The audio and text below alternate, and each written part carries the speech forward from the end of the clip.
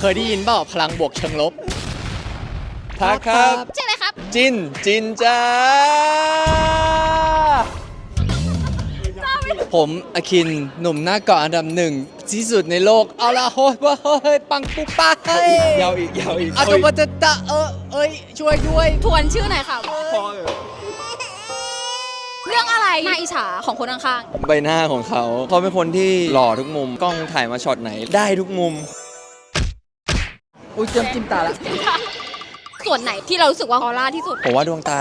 อย่ามองตาได้ไหมถ้าเธอไม่แค่ทำตาเหลด